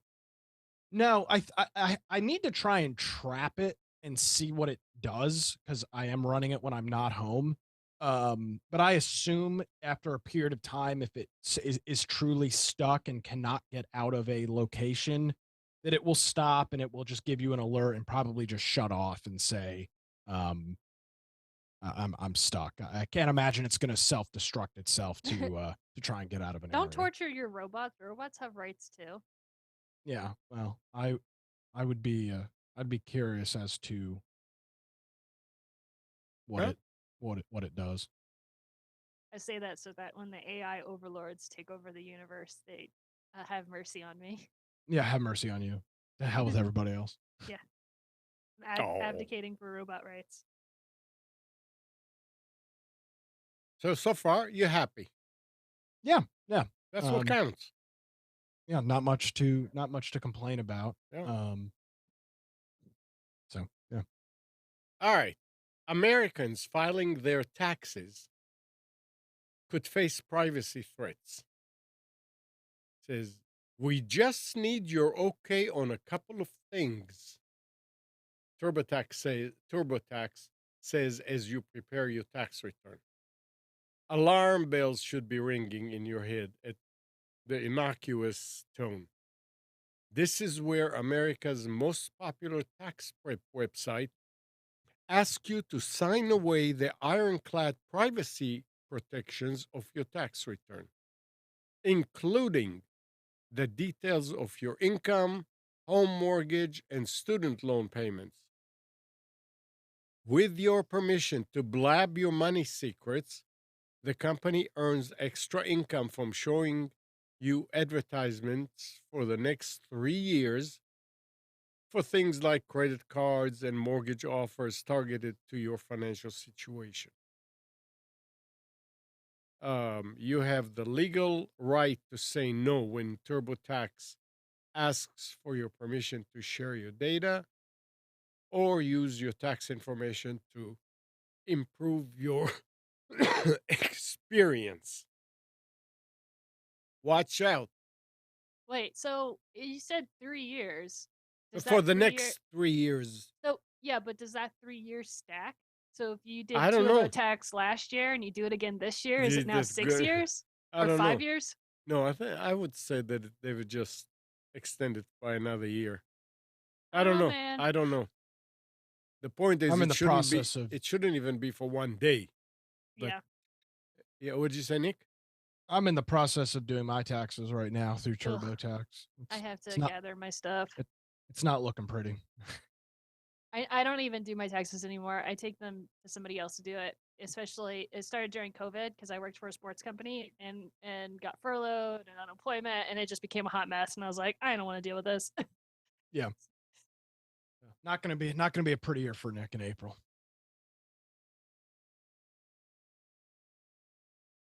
What do you mean it's not going to be a pretty year?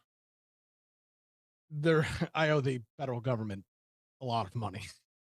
Oh, well, So Same. I was unemployed last year, but I took freelance projects on the side. yeah, a little bit of a bunch of 1099 income has come home to roost.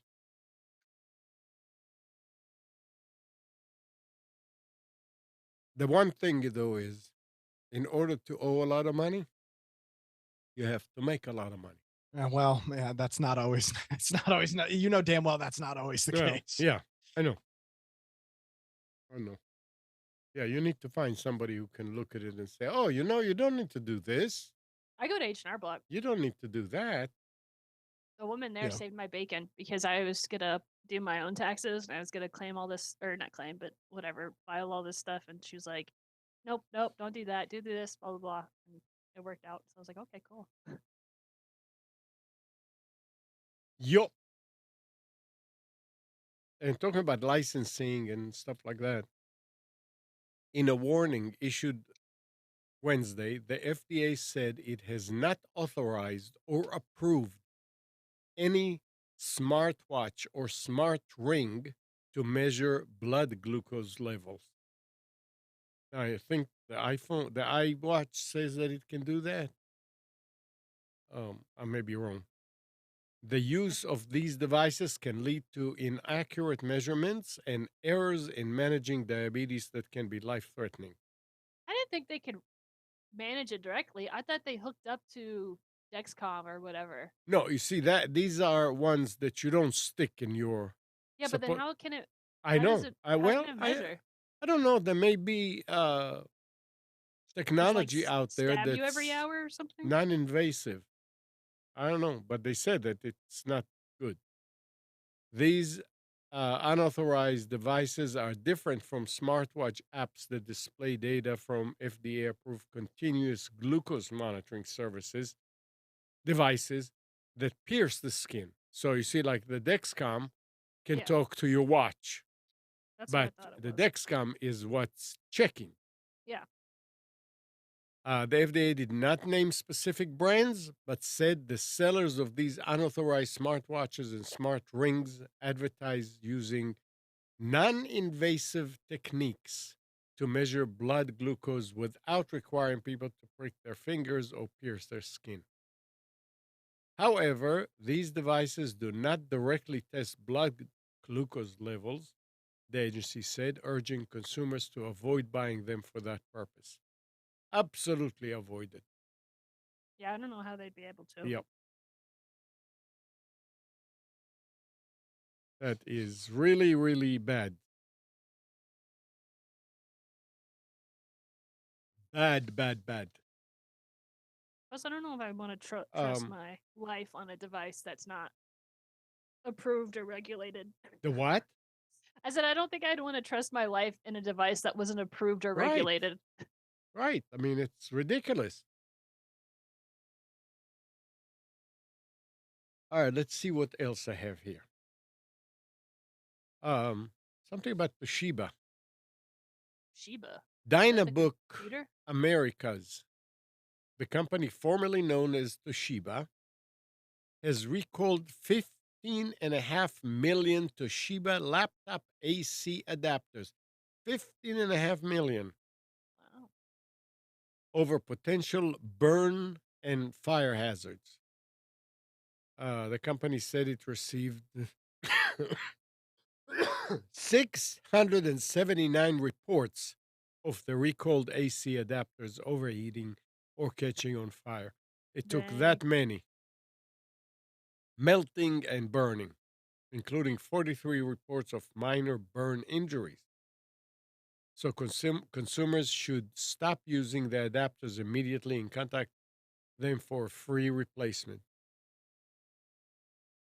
Yeah. The recall applies to AC adapters sold both alongside Toshiba personal laptops, computers, and sold separately with date codes ranging between 2008 through 2012. 2008. I mean, Toshiba started making laptops some years ago, but they have to do it apparently by law. It doesn't matter when it was. Wait, why is it failing now if the computers are from 2008 to I'll 2012? bet you that it kept on failing and they were getting in, but now that that's what I was saying. It took 679 reports before they decided. And Uh, somebody said, hey guys, you need to do something about this. These adapters were manufactured in China, and more than 60 models are part of the recall. So apparently they have a web page listing the impacted model numbers. So it's either Toshiba.com or Dynabook Americas. But the point is, if you do have a Toshiba, I kind of doubt it that if you bought a Toshiba back in 2012 or even 2015, that you still are yeah, that's using crazy. it. Yep. Um,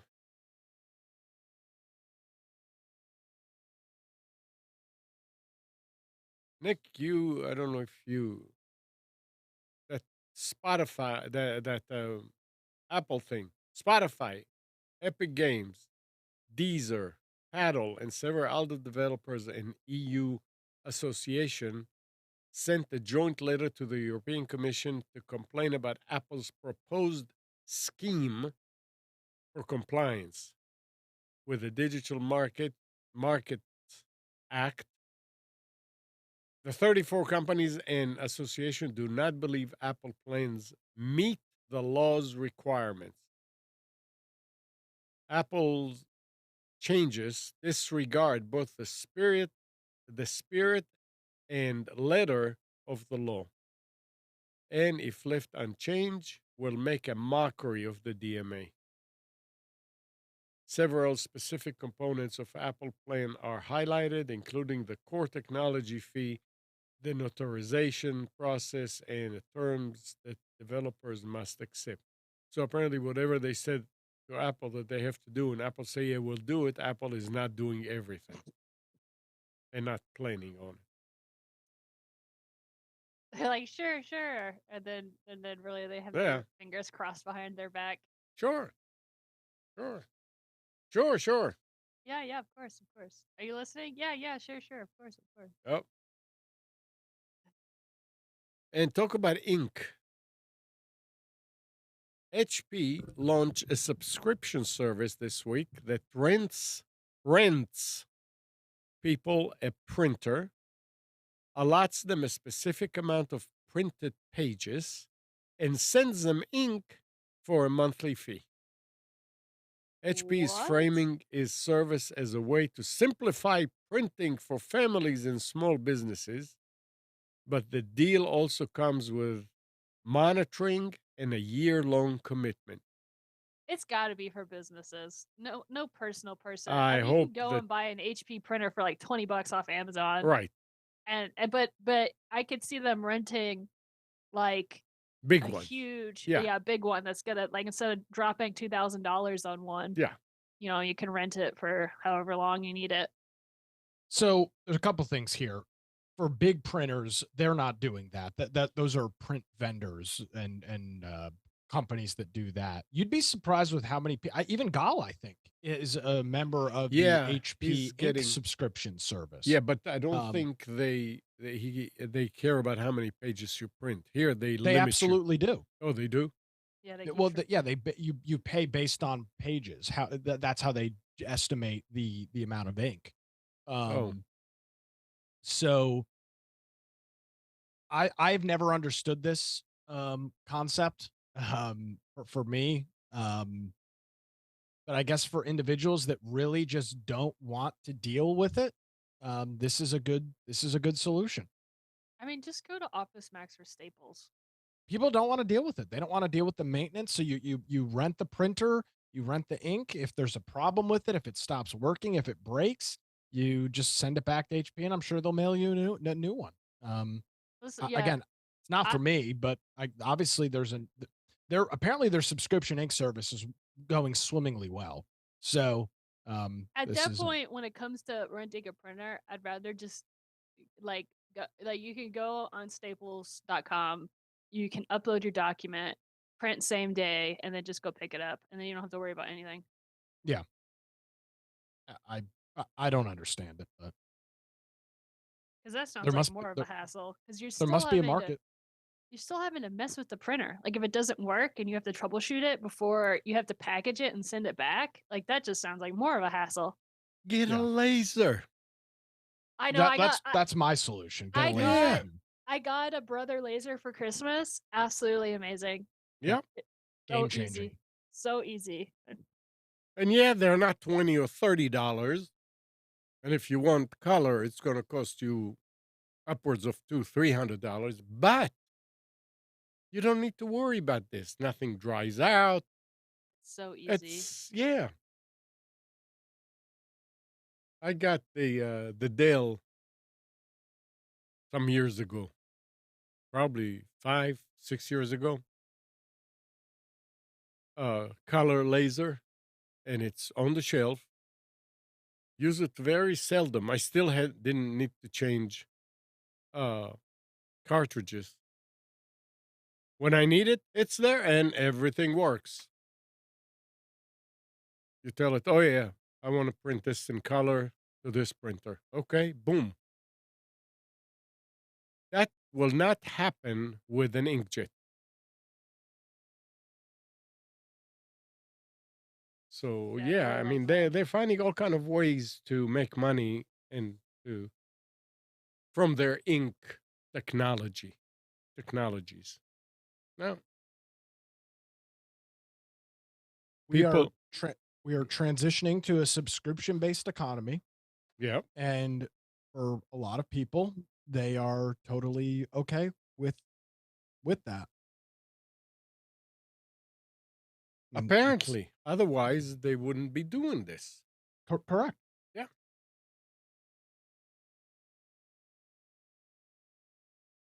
Okay. Let's just the last thing here is about video doorbells. Doorbell Mm, cameras okay. have been commoditized to the point where they're available for 30 to $40 on marketplaces like Amazon, Walmart, Temu, Shane. The true cost of owning one might be much greater, however. Consumer Reports has released the finding of a security investigation into two budget-minded doorbell brands, Eken and Tuck, which are largely the same hardware produced by the Eken Group in China, according to Consumer Reports. The cameras are further sold under at least 10 more brands. The cameras are set up through a common mobile app, AWIT, AIWIT.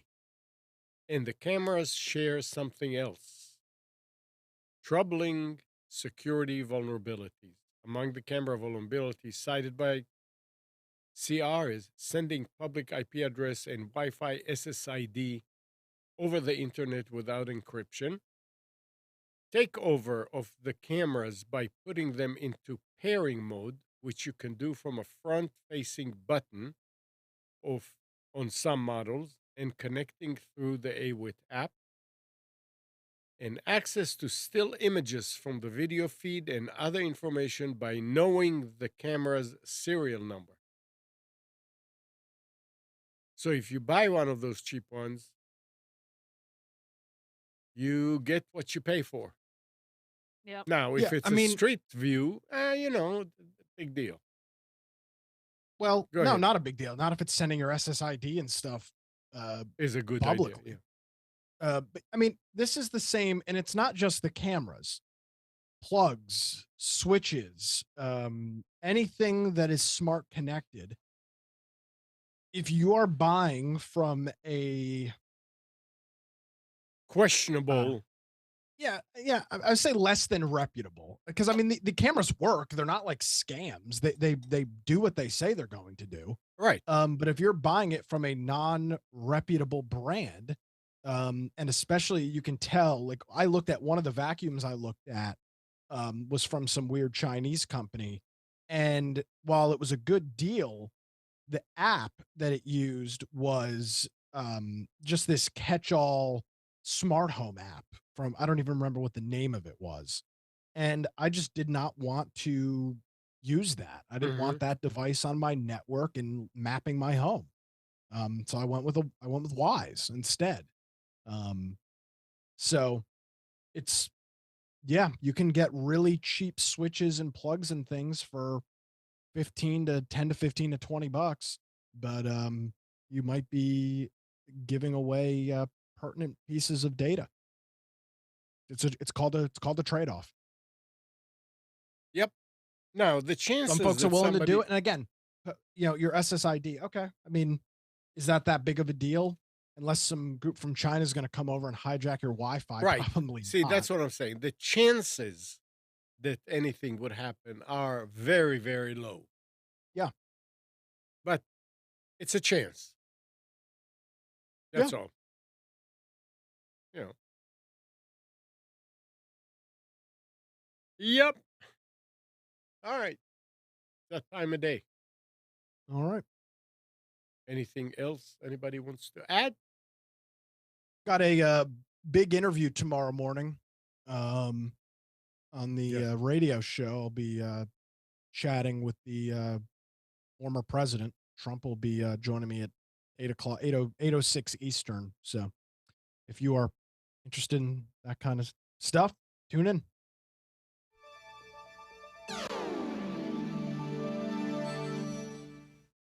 That's all from me. Yeah. That's all for you. No big deal. Yeah. That's the Oh, second time you do it? Third Yep, time? yep. And it was on second time. He was on a Yeah. couple years ago Yeah. when he called me a oil and gas energy expert, which I'm not. So we'll see. We'll see. We'll see what comes this time. Secretary of Oil and Gas. Yeah. Yeah. Anyway. All right. Katie, anything you want to add? No, just looking forward to the weather getting a little warmer out. Yeah, 3D that's the printing one my butt thing I'm off. not looking forward to. I don't like. I like springtime and I like the fall because it's warm out without the humidity. As soon as the humidity hits, I'm like, I'm done. Yeah, but that early warming that we Mm. had, that's why I'm all stopped up and coughing. Oh yeah, that I don't look forward to. But Always it'll blaming other pass. people, Amnon. Do what? You're always blaming other things and people. Yeah, I know. Accept some responsibility. This has nothing to do with global warming. Absolutely nothing. Don't misunderstand me, guys. It's not. It's just a fluke. Okay. Well, so See ya. thanks, Nick.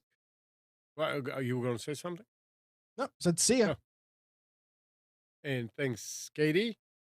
No problem. And I hope God is having an interesting visit. So I guess Shai is visiting, not that he's going to visit Shai. I have no idea. Yeah, that that makes sense. All right. So good morning, Kathy, Hannah, Nabil, Mac, Norm, Katie, and Donna. I mean, Katie, Donna. I mean, Donna. Katie, I Both. already said. No problem. Dina, Mati, Eleanor, Sarid, Yaakov, and Yael. Thanks everybody for tuning to Computers 2K Now. We hope you enjoyed and maybe learned something from our time together this morning. Remember to practice safe computing. Back up your hard drive and update your virus scanner. And change any same passwords where you use them. We'll be back here next Sunday at 9, but you can always reach us at computerstokenow.com. Katie, listen. Are you listening? I'm listening. Monday through Friday, 6 to 9 a.m., Nick is on Wilmington's 980 The Wave and 107.9 FM with his daily political See, I'm confused. political talk. You can tell your Echo device to play 980 The Wave and listen to him live between 6 and 9. Or you can go later on and listen to the recording at nickcraig.com. And Nick and Brian do the Infection podcast on Twitch.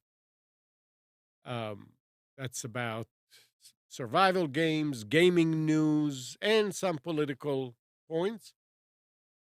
Go to infectionpodcast.com and find out when it is going to be live, or just go to the site and listen to the recording later on. See you next week, everybody. Bye-bye.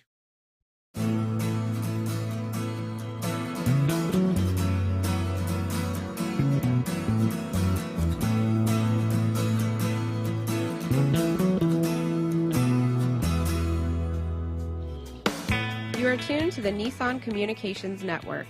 If you tuned in too late, you can always watch each program in its entirety or download an MP3 audio file of it in the archives section at nissancommunications.com. Don't forget to subscribe to our YouTube channel, follow us on Twitter, and like us on Facebook. Sponsored by StreamingGear.com and DeltaForce.net.